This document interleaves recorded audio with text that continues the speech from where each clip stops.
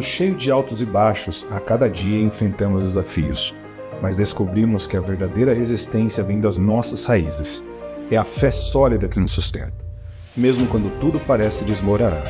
Junte-se a nós nas palestras Resilientes, Estudos em 1 Pedro, e aprenda como exercer uma fé corajosa diante das pressões e a servir com determinação. Vamos seguir juntos nessa jornada de crescimento, engajamento e superação.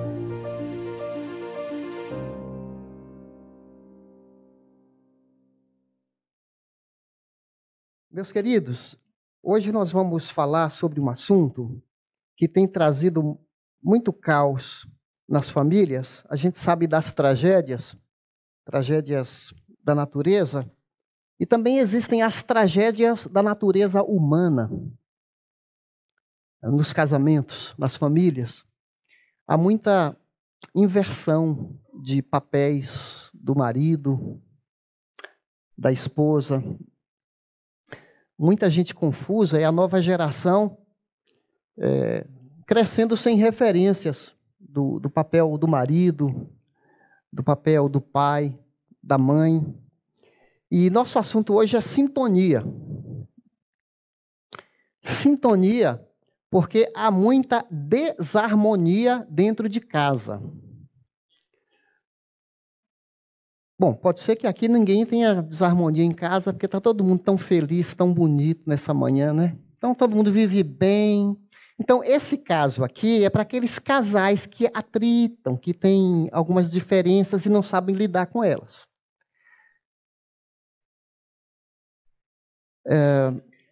Há uma briga de sexos, uma concorrência entre o homem e a mulher, e não era para ser assim.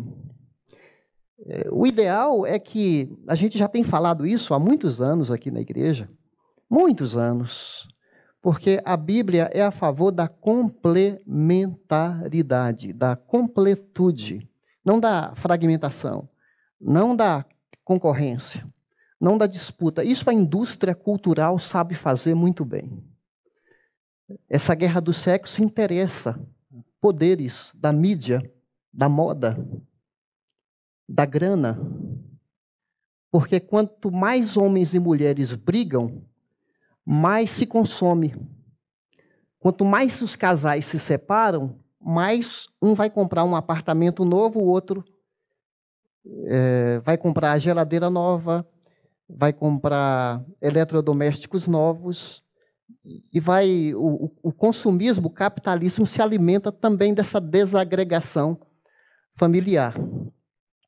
E muitas vezes, sem perceber, a gente entra nessa briga, somos vitimizados por ela, nessa frase, eu quero é ser feliz, e aí começa uma desarmonia em casa, isso vai crescendo. Não sei se você tem percebido, mas há muita ridicularização do papel do homem. Homens bebês nas novelas, homens mimados, mal criados pelas mães, mães que não são referência de homens, que até nos envergonham. A mídia em geral, bananizando o homem, os homens bananas, mulheres oprimidas, mulheres também que sufocam os homens, mulheres que controlam os homens, mulheres que tomam a frente, casam e depois tomam conta daquele homem e não quer dividir nem com a mãe dele. O coitado tem que pedir permissão para visitar a mãe. Então, há uma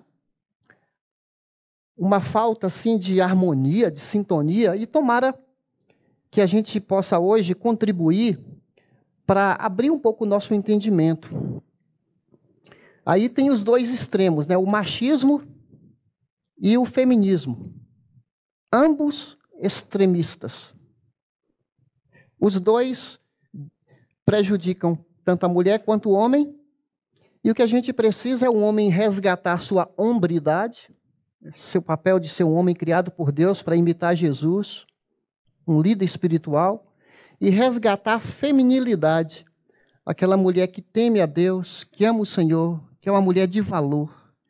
E o seu valor não está no exterior, e sim naquele ser interior, que é até uma das frases que a gente vai ver agora à noite. Já tivemos até agora 3 mensagens no livro de 1 Pedro. Para refrescar nossa memória, a introdução foi sobre a superioridade da fé. Aquela fé que é incomparável, que tem mais valor do que o ouro provado pelo fogo. Porque essa fé resistente nos ajuda nos dias maus. E até o tema de 1 Pedro, resiliência. Superioridade. A segunda mensagem nós ouvimos sobre santificação. Somos um povo separado para uma vida diferenciada, novo homem, nova mulher em Cristo. Chamados para sermos santos em todo o nosso procedimento, para agradar a Deus, em outras palavras. A terceira mensagem vista na semana passada foi sobre submissão. Nós temos autoridade sobre nós, quer gostemos, quer não, quer queiramos, quer não, Deus instituiu níveis de autoridade. Eu já preguei uma mensagem aqui que eu ilustrei com a cadeira. Eu vou retornar, pode ser que alguns não estavam aqui. Lá em Romanos 13 fala que Deus criou a autoridade. As autoridades que existem foram criadas por Deus. A autoridade, o papel, a função da autoridade, e um dia vai prestar contas a Deus, foi Deus que criou para o bem da organização das sociedades humanas. Sem autoridade, tudo degringola, não é? Salve-se quem puder. Por mais imperfeitas que sejam as autoridades, nós precisamos delas.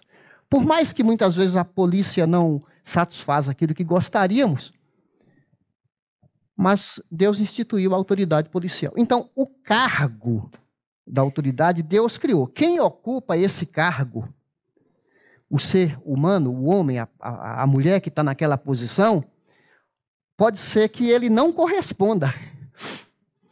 Ele não está à altura do cargo. Isso é pano para manga, que a gente vai ficando velho e começa a desviar dos assuntos. Então vamos... Porque dá vontade de falar tanta coisa, a língua coça, mas a gente vai voltar aqui para a palavra de Deus, né? A pregação da semana passada nos preparou falando sobre submissão. Eu queria pedir a sua gentileza de abrir sua Bíblia em 1 Pedro 2. 1 Pedro 2. Pedro está onde? Está depois de Hebreus, antes de Apocalipse, depois de Tiago. A gente precisa pedir o povo para ler a Bíblia, porque o povo fica mal acostumado. Não estou falando de vocês, não, mas tem gente que fica mal acostumada, só quer ler na tela. A gente já vai ler na tela daqui a pouco, mas é bom folhear ou abrir seu aplicativo aí. Quem está no Facebook pode sair, por gentileza. Vamos abrir aí o aplicativo da Bíblia, né? 1 Pedro 2,13. Está aí? 1 Pedro 2,13? Esse é o versículo-chave do capítulo 2. Por causa do Senhor, sujeitem-se a quem, gente? Toda autoridade constituída entre os homens, seja o rei, né, o governador, o presidente, como autoridade suprema, versículo 14, seja os governantes como por ele enviados para punir os que praticam o mal e honrar os que praticam o bem. Aqui está falando para a cidadania, de um modo geral, respeitar suas autoridades. A gente já viu isso na semana passada, mas por que eu estou falando isso? Porque no versículo 18 vai falar, atualizando aqui o contexto nosso, escravos ou funcionários, ou empregados, ou prestadores de serviços, aqui no versículo 18, sujeitem-se a seus senhores, seus patrões, com todo o respeito, não apenas os bons e amáveis, mas também aos maus. Uma questão de submissão à hierarquia. Você não será um bom supervisor, você não vai ser um excelente gerente, se você não aprender nas instâncias inferiores o que é ser um bom funcionário. Se é um péssimo funcionário, um péssimo ajudante, vai ser um péssimo supervisor. Essas camadas nos preparam para responsabilidades maiores. Já dizia a palavra de Deus, quem é fiel no pouco, é fiel no muito, não é verdade? Eu estou trazendo, resgatando a questão da submissão para nós, porque ao lermos agora esse próximo bloco de pensamentos, de palavras, vai nos ajudar a entender o que Deus está falando para a mulher e para o homem. Tá certo? Com essa palavra submissão na nossa cabeça, com esse óculos da submissão, nós vamos entender e vamos ficar com menos preconceito para entender o papel do homem e o papel da mulher. Então vamos lá? 1 Pedro 3,1, acho que está na tela aqui. Do mesmo modo, mulheres, sujeitem-se a seus maridos, a fim de que, se alguns deles não obedecem à palavra, sejam ganhos sem palavras. Posso frisar isso? Sem palavras, pelo procedimento de sua mulher, observando a conduta honesta e respeitosa de vocês. Pronto. Eu caí num dia difícil para falar, hein?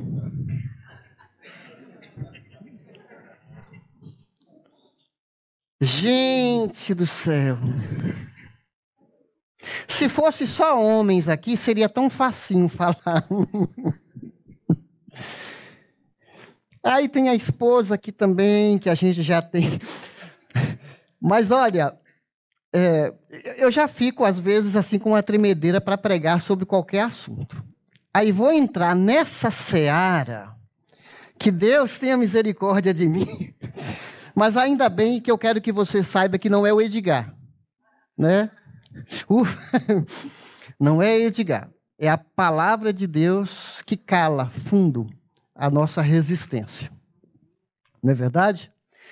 Tem um contexto das mulheres no Novo Testamento, era um contexto muito difícil. Aliás, as mulheres, de um modo geral, ao longo da história, infelizmente, não tiveram os mesmos privilégios que os homens. Vamos dizer assim, a sociedade é muito mais permissiva para com os homens masculinos do que com as mulheres.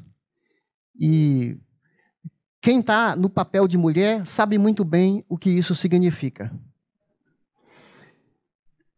O Augusto Nicodemos, no seu livro, comentando 1 Pedro, olha só, a mulher era voltada para a casa e os filhos. Ela não podia tomar decisões próprias. Vivia debaixo do capricho do pai, quando solteira, depois debaixo do capricho do marido, quando casada. Pai e marido tinham direito de vida ou morte sobre a mulher. Já pensou? O marido podia dispensar a esposa por qualquer motivo. Acordava mal-humorado, queimou o arroz. A educação delas se limitava às prendas domésticas, ou seja, as mulheres eram preparadas para cuidarem da casa, da alimentação e dos filhos. Casar era uma necessidade para sobreviver. Se maltratadas, recebiam quase ou nenhum tratamento.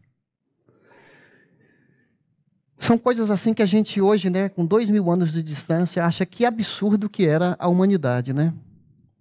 Sabe, uma vez eu vi uma professora de universidade defendendo o cristianismo. Ela nem era cristã, mas no meio de uma aula para universitários, ela falou que as conquistas das mulheres devem-se muito ao cristianismo. Porque com a chegada de Jesus, a dignidade que as mulheres receberam, o respeito, a consideração, o bom tratamento, ainda bem, elas viviam numa sociedade paganizada e idólatra. Tanto os romanos quanto os gregos eram tremendamente politeístas. Era uma questão assim, irmãos, é que a gente está tão distante daquela realidade para um homem que tinha seus deuses, seja deuses gregos, deuses romanos, se a esposa não tivesse a crença que eles, os mesmos deuses que eles, ele seria desprestigiado na sociedade. Porque dá a impressão que a esposa não se coloca debaixo dos direitos dele como marido, de ter autoridade, inclusive, sobre a crença daquela esposa. Elas eram muito limitadas. E muitas mulheres iam se convertendo. E muitos homens também. Inclusive, donas ricas, mulheres chiques e mulheres pobres. Só que elas viviam numa tensão, que agora conhecem a verdade do Evangelho. O marido é pagão, o marido não é cristão, e como que ela vai proceder no relacionamento com ele? E aqui fala para ganhar o marido. O texto que nós acabamos de ler, se algum deles não obedecem à palavra, e outra coisa, eu quero fazer uma observação aqui, o que a gente vai ouvir agora vale tanto para a mulher que não tem marido cristão, para a mulher que tem marido cristão, você que é jovem, que não casou, você que é solteiro, você que é adolescente. Tudo que nós vamos falar aqui te prepara para que seu casamento seja um casamento que tenha resiliência, que tenha sintonia, que seja um casamento saudável. Então, não pense que eu estou falando só para marido e esposa, até porque tem princípios na Bíblia que valem na questão da comunicação, dos relacionamentos, que nos ajudam a saber lidar com os relacionamentos. Então, tudo isso está aqui à nossa disposição para nós aprendermos. Voltando para nosso assunto, a postura da esposa casada com marido não cristão. O texto também inclui esse pensamento. Então, havia uma pressão da mulher ou abandonar o marido, porque é uma situação assim, agora ela conhece a Jesus, ela não quer estar subordinada àquele marido, obrigada. Então, ela precisa de orientação e a Bíblia nos ajuda a lidar com todo tipo de situação dentro de casa. Detalhe, Pedro não está aprovando o casamento misto. Eu vou repetir isso de novo. Não é uma autorização para você casar com uma pessoa que não conhece a fé, que não seja seguidora de Jesus. O pressuposto, o que está subentendido aqui nesse texto, eles já eram casados, ok? Eram casados. Um dos dois se converte. Tanto aqui, como 1 Coríntios 7, fala, se seu marido descrente quiser te abandonar, tudo bem, você não precisa ficar correndo atrás dele. Se ele quiser te abandonar, mas não o abandone. Porque os princípios da Bíblia a gente tem que lutar pelo casamento. A menos que o outro suma, né, abandone. Porque para um casamento, a parceria, os dois precisam lutar. A gente ensina isso. Mas às vezes um não é cristão e você não sabe o que fazer. Ou ele é um cristão, mas não obedece a palavra. Será que tem isso no meio evangélico? A esposa é crente, o marido é crente. O marido não obedece a palavra. Será que isso tem no meio cristão? Ou será na época do Pedro? Eu acho que deve ter isso no meio cristão ainda. Não é verdade? Que a Bíblia é para todas as épocas. Não é isso? Continuando aqui, nosso raciocínio. A orientação de Pedro é submissão e menos imposição da mulher. Submissão. Agora, não é só para a mulher que tem marido não cristão. Efésios 5, capítulo 25 em diante, vai falar para as mulheres se submeterem aos seus maridos. Agora, gente, essa palavra parece tão distante da nossa realidade. Essa palavra submissão não soa muito bem aos ouvidos de uma geração pós-moderna. Então, a gente precisa desconstruir alguns paradigmas que a nossa indústria cultural, algumas camadas de preconceito, e inclusive até por causa dos abusos dos homens. Porque essa questão de submissão da mulher, quando você lê o Novo Testamento, não tem a ver com inferioridade da mulher. Ela não é menor que os homens. Estudos falam que as mulheres, elas adiante vão ser chamadas de vasos mais frágeis. Talvez na força física, né? Quando você vai numa academia, você não vê as mulheres pegando os mesmos pesos do que os homens. Os homens iam para guerras. Mas intelectualmente, emocionalmente, mentalmente, as mulheres não são de maneira nenhuma inferiores aos homens. Aliás, podem ser até mais. Não é verdade? Então, essa questão de submissão, ela tem um contexto próprio, porque a Bíblia não ensina a submissão da mulher separado do sacrifício que o marido deve fazer. E muitas vezes a pessoa pega a palavra submissão e desloca do contexto da Bíblia e tenta se colocar numa posição de olhar para a mulher de cima para baixo. Não.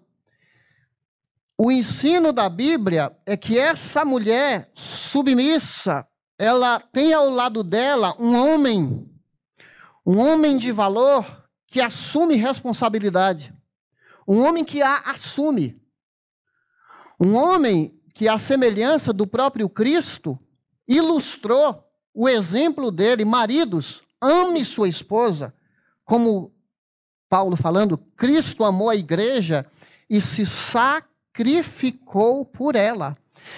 Ser marido não é questão de privilégio, é muito mais questão de responsabilidade. Por isso, garoto, garota, quando vocês oram e pedem a Deus para casar com alguém, considere isso no outro. Submissão ao próprio marido. Não é isso que diz o texto? Volta lá. Sujeitem-se a seus maridos. Nessa tradução, não aparece, mas aparece no original grego da Bíblia, aos seus próprios. Tem alguém que tem essa tradução? Aos seus próprios maridos. Essa tradução, a outra, traz a palavra próprios, porque não é que a mulher deve ser submissa aos homens em geral. Não é para ela ser submissa ao namorado. Você, homem, você pode ter uma líder mulher.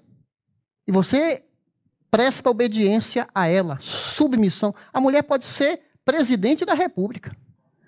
Pode ser uma CEO. Pode ser alguém, presidente de uma empresa.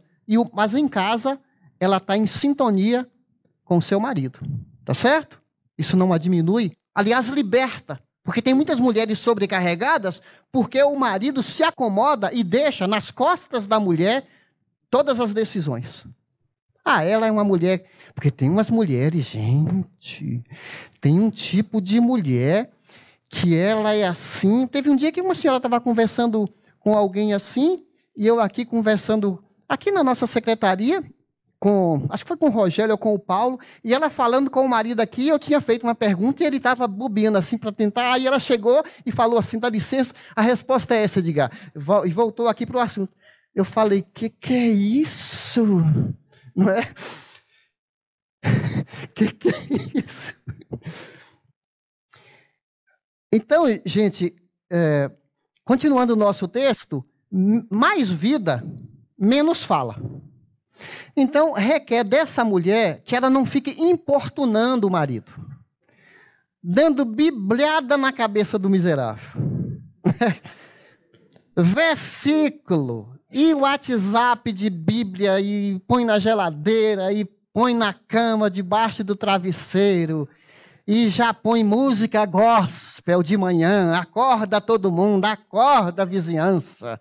O marido está chegando em casa, ela já põe lá e só pode, na TV, programa evangélico, e só pode música evangélica, satura. E muitas importunam. Aí chega a hora que o cara fala assim, que é isso? Eu estou robotizado, escravizado, humilhado. Né? Então, está dizendo assim, mulheres, mais vida, seja pelo procedimento, menos fala. Pode ser que seu marido, ele é um crente meia boca. Com todo isso, eu não queria falar isso. Mas é que tem homem, gente, que é tão devagar. É devagar demais, gente. Haja paciência. Né? E é o sofá direto, é só o tempo todo lá maratonando no Netflix. Joguinho, os caras casados, joguinho de computador com criança. Tudo bem, você pode até brincar com seu filho, né? Mas assim, o tempo todo ali é um desperdício, vendo vídeos o tempo todo assim. E a casa está caindo pela frouxidão das mãos, diz Eclesiastes. Quem sabe o resultado? Pela frouxidão das mãos, goteja a casa. Olha que lindo, né? Quando as mãos são frouxas, as lâmpadas vão queimando, o liquidificador quebra, a geladeira não fecha mais, a torneira fica pinga-pinga, o azulejo fica levantado e ninguém faz nada, né? Dá vontade da mulher, realmente, algumas... Mas o texto fala para essas mulheres, elas se apegarem ao Senhor. Nesse caso aqui, combina aquela frase de São Francisco de Assis, né? Que diz assim, pregue o evangelho em todo o tempo. Se necessário, use palavras. É claro que isso não se aplica porque a pregação tem que ser falada, né? Como ouvirão se não há quem pregue? Não é que a gente não deva pregar, anunciar. Mas aqui está dando uma relevância para a vida, para o exemplo. E nos nossos relacionamentos? Você é de falar muito? Você é um crente chato? Você fica o tempo todo buzinando Bíblia na vida das pessoas? Você não tem outro assunto, não? É só a mesma tecla? Aí eu fico pensando naquelas pessoas que falam, aquele crente ali só fala de igreja. Parece que está fora do mundo. Está alienado. Está numa redoma. Ele só conhece Bíblia. Né? Não fala de tecnologia. Não estou falando que a gente tem que entender tudo, que eu também não entendo.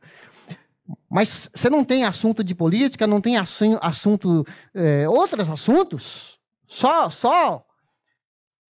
Olha, eu parabenizo você que ama a Bíblia. Eu também sou assim. Gosto de falar. Se eu pudesse, ia falar só da Bíblia. Mas a gente tem que ouvir a cidade. Nós temos que ouvir as pessoas. E não ficar na fala. Tomando o papel do Espírito Santo. Mulheres, às vezes seu marido, ele não tem a capacidade de processar como as mulheres. Então, se seu marido está amuado no cantinho, no sofá, às vezes, estou dizendo que é sempre, às vezes ele está azucrinado, ele está assim, o que eu fiz? Mas que bobeira, oh Deus, eu deixei minha esposa triste, eu não devia ter falado daquele jeito, eu não estou conseguindo me organizar. Ele está ali sozinho, matutando. Aí a mulher chega e fala, eu falo, nada acontece. Você não responde, fica aí amuado, calado. Mas, gente, calma, deixa o miserável processar. Aí ele vai ser quebrantado, ele vai levar... Mas você não deixa nem o camarada... Não é, Nilson? Não estou falando a verdade? Ai. Ele não é assim, não? Não, eu estou brincando, eu joguei, tá? Tá bom, Vitor? Joguei. Para ninguém ficar bravo comigo. Mas vocês perceberam aqui, né, gente? Mais vida, menos palavra. O que vai impactar o nosso mundo não é o discurso. O mundo está cheio de discurso. Os crentes, igrejas heréticas, igrejas assim, seitas, já contaminaram muito o mundo com muita fala, pouca vida. Muito pastor glamourizado, com guarda-costa, com exploração da fé. Isso trouxe para o mundo uma canseira. As pessoas querem ver nossa vida, como é que a gente trata a esposa, como é que a gente vive, como é que a gente trata com o dinheiro, como é que a gente trata com o sexo oposto. Isso é vida. Continuando, gente. Atitude interior, menos exterior. Ele dá um destaque aqui para as mulheres, no sentido de cuidarem não só da roupa, do cabelo e das joias. Olha só, a beleza de vocês não deve estar nos enfeites exteriores, como cabelos trançados e joias de ouro ou roupas finas. Pelo contrário, esteja no ser interior, que não perece, beleza demonstrada no espírito dócil e tranquilo, que é de grande valor perante Deus. Aqui nós vemos, voltando aqui para o texto, atitude interior menos exterior. Não significa que as mulheres não devem ser descuidadas com a sua aparência. Deus criou a mulher bonita. Ela é diferente de nós homens. Deus deu algo, uma graça para as mulheres incrível. Homem é meio básico, sabe? Homem é rústico, não é verdade? Homem é assim, pouca coisa agrada, né? Quando ele foi feito, Deus fez o homem do pó da terra. Homem é um pouco áspero assim. A mulher, ela já foi feita mais acabada. Ela foi tirada já de uma matéria-prima que existia. Foi criada da costela do homem, a mulher. Os pastores antigos falavam, a mulher foi tirada do lado, não dos pés, nem aqui da região da cabeça, porque se ela fosse tirada dos pés, ela poderia ser humilhada. Se fosse tirada da cabeça, ela poderia ser superior ao homem. Ela foi criada do lado para que ela seja parceira, né? Complementar o homem. Então, gente, voltando aqui para nós. Essa época, as mulheres, os comentaristas falam que tinha um certo tipo de penteado, um certo tipo de ornamento. Acho que alguém está passando mal, mas já está sendo socorrido ali, tá bom. Então, voltando, né? Voltando. Algumas mulheres colocavam fios de ouro no cabelo. E era um cuidado extremo com o cabelo, falando das mulheres de classe mais abastadas, tá? Um certo exagero na performance, na apresentação, nas joias. O exterior muito valorizado. Como hoje. Você percebe que essa orientação de Pedro é um cuidado, porque ele está combatendo, não que a pessoa não deva se cuidar. É bom cuidar. A higiene, o cuidado. Aliás, o enfeite dela, essa palavra enfeite, o enfeite dela, vou voltar aqui no texto. O enfeite, cadê o enfeite? Essa palavra enfeite vem de uma palavra no grego que significa o cosmios. Cosmios é a palavra que deriva cosmético. Então, o cosmético delas, a maquiagem delas, a principal maquiagem, não deve ser essa preocupação exacerbada. Ele está condenando a ostentação. Agora, isso é só na época do Pedro. As mulheres hoje não ostentam, elas são assim, não são vaidosas. Não é verdade, gente?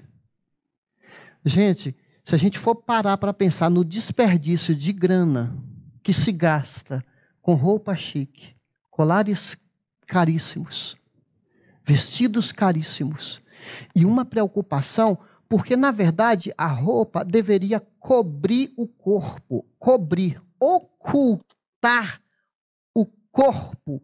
Infelizmente, a indústria cultural ensina a revelar a anatomia do corpo, a sensualidade.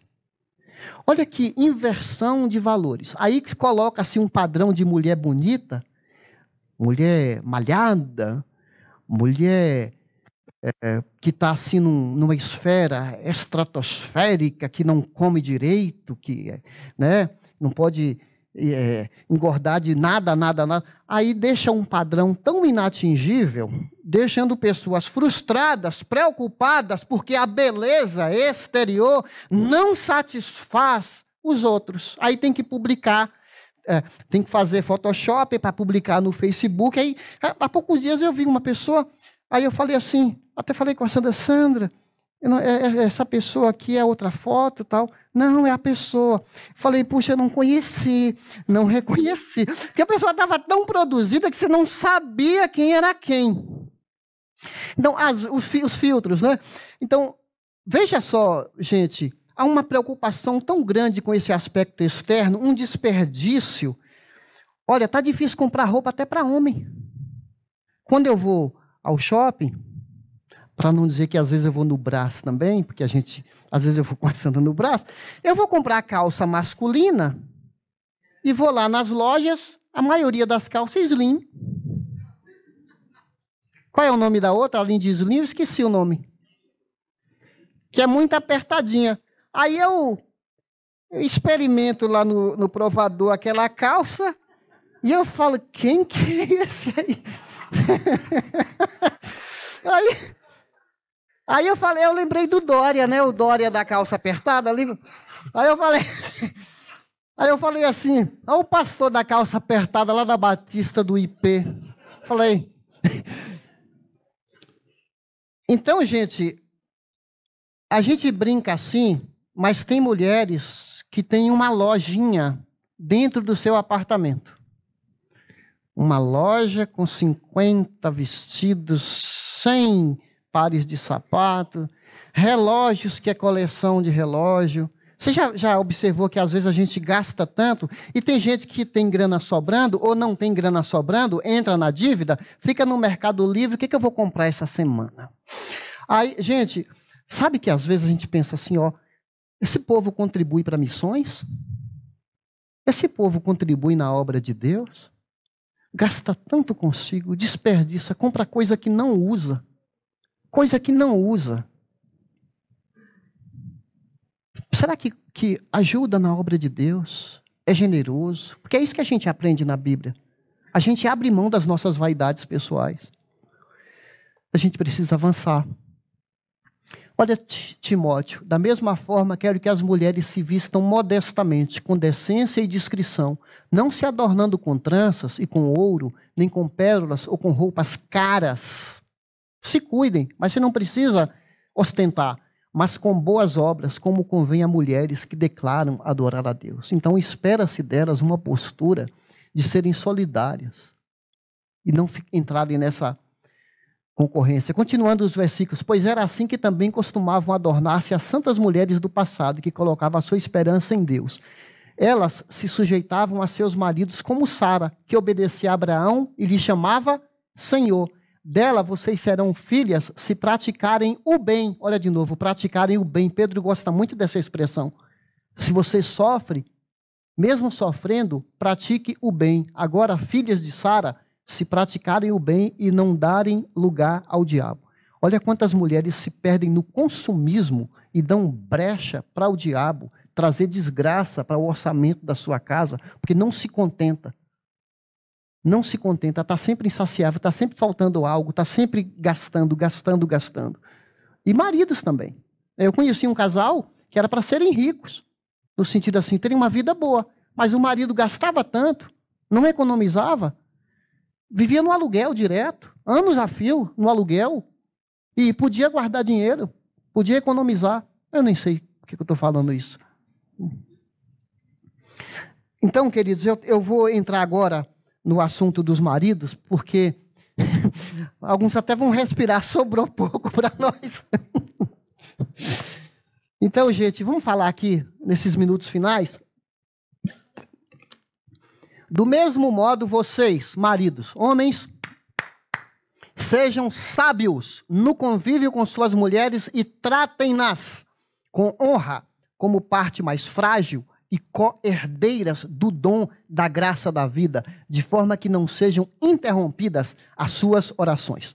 Pastor, mais 6 versículos para as mulheres e o Pedrão joga só um para nós, maridos. Calma lá. Calma lá. Aquela primeira expressão, do mesmo modo, ele está conectando o texto anterior com esse texto agora. Se você é marido que também tem uma esposa que é crente, você não. Do mesmo modo, então o que foi falado para as mulheres se aplica aos homens no sentido deles terem vida, deles não ficarem importunando a esposa, de saberem, e aí ele adiciona, sejam sábios no convívio com as suas mulheres. Essa palavra, sejam sábios, também é traduzida com, tenham discernimento no convívio. Marido presente, marido que se apresenta, seja sábio. E essa ideia aqui, em outra tradução, vivam com discernimento. Isso significa um relacionamento que se aprofunda. Ele estuda a esposa. Ele vive com sabedoria. Ele conhece a mulher que ele tem. Sabe quando ela quer só desabafar. Sabe quando ela está angustiada. Está precisando que ele ore por ela. Que ele não fique dando receitas igual o médico fica dando receita. Que ele ouça. Que ele respeite o momento dela. Que ele não vá provocando irritações nela. Que ele seja disposto a tratar com honra. Tratar como se fosse um vaso, assim, sabe quando você cuida de um perfume que você não quer que caia no chão? Um objeto muito precioso que você cuida para ele não cair. Então, o marido estudar a esposa.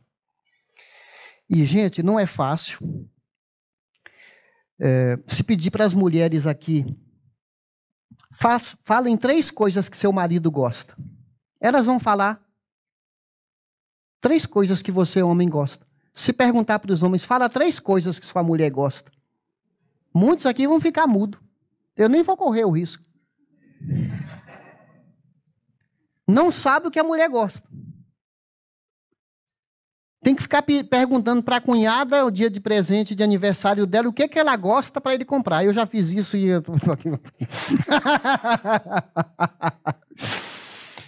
tem um livro aqui que foi lançado para conhecer as mulheres. Olha aqui, ó.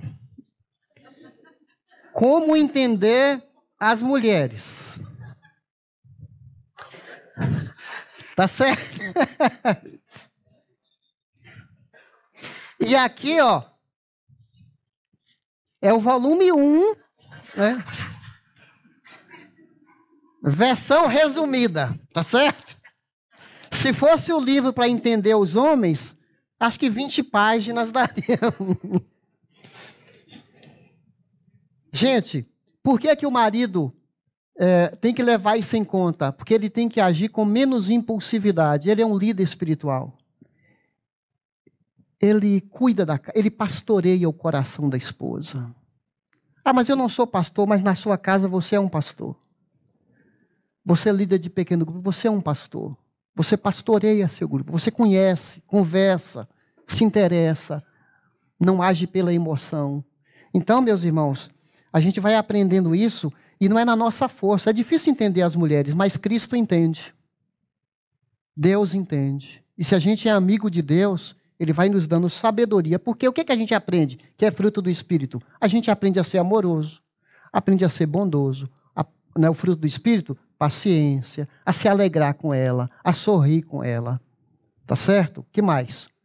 Domínio próprio, a exercitar a fé com ela. Então, a gente vai aprendendo com o Espírito Santo. A gente brinca assim, mas é possível. Olha, tem maridos assim que tão afinados, afiados com a esposa. Tem um casal em casa de periquitos, como é o nome? Calopsita. O seu Fini e a dona Laura. Eu admiro aquele casal. Eles têm uma sintonia tão bonita. Eles já tiveram 5 filhos. O Fini e a Laura. Agora, os 4 casaram, saíram de casa. Está com um filho, qualquer semelhança com a realidade. Tem agora só um periquito dentro de casa, então são 3. Quando os bebês estavam ali chocando, né, elas estavam chocando, ela ficava. Depois ela saía, vinha ele, chocava. Eles se revezavam. Uma coisa linda de você ver. Na hora de dar comida, os 2 davam comida na boquinha do filhotinho. Uma coisa assim, linda, linda, linda, linda. O lar é um ninho de pertencimento.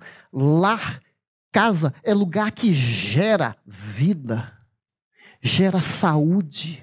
Lá fora é a guerra, é a luta, é o campo de batalha. A gente não volta para casa para ficar machucando, digladiando, um querendo ser mais do que o outro, um não fugindo das tarefas, um deixando o outro sobre... Não, ninho é lugar que acolhe, que renova as forças. É isso que a palavra de Deus se propõe a ser. Então, tratar a mulher com consideração, menos insensível. A mulher é diferente de homem. A gente tem que estudar o ser feminino. Tem livros cristãos muito bons que você aprende a conhecer melhor o outro. As pessoas estão casando despreparadas, ignoram certas leis do casamento, se ajuntam e logo se separam, porque não conhecem o outro. Eu vou ler agora para concluir. Eu achei muito legal esse texto na Bíblia, a mensagem. Talvez muito do que eu falei aqui se perca, mas ele consegue falar com outras palavras o que eu falei. Olha só, a Bíblia, a mensagem. É bom você ter essa Bíblia como mais um recurso nas suas leituras. Tem uma linguagem bem atualizada. Cultivem a beleza. O mesmo vale para vocês, esposas. Sejam boas esposas, cada uma para o seu marido, atentas às necessidades deles. Há maridos que, mesmo indiferentes à palavra de Deus, poderão ser cativados pela vida da beleza santa de vocês. O que importa não é a aparência exterior, o estilo do cabelo, as joias, o corte da roupa, mas sua atitude interior. Cultivem a beleza interior, do tipo gracioso e gentil que agrada a Deus. As mulheres santas de antigamente eram lindas na presença de Deus, desse modo, e eram boas e leais a seus maridos. A Sara, por exemplo, ela tratava Abraão como meu querido marido. Legal, né? Foi uma nova... uma atualização, né? Querido marido. A gente não acha ruim quando elas falam, ó meu rei, ó meu senhor, mas vocês serão verdadeiras filhas de Sara se fizerem o mesmo sem ansiedade e sem acanhamento. A sua identidade não está no seu marido, não está no seu dote físico. A sua identidade não está naquilo que as pessoas esperam. A nossa identidade está em Cristo, em Jesus. O mesmo vale para vocês, maridos. Sejam bons maridos, cada um para sua esposa. Não deixe de honrá-las, nem se alegrar com elas. Sendo mulheres, elas não têm alguns dos privilégios de vocês. Mas na nova vida, debaixo da graça de Deus, vocês são iguais. Portanto, tratem a esposa iguais a vocês, para que suas orações não sejam daquelas que nem passam do teto. Olha que responsabilidade.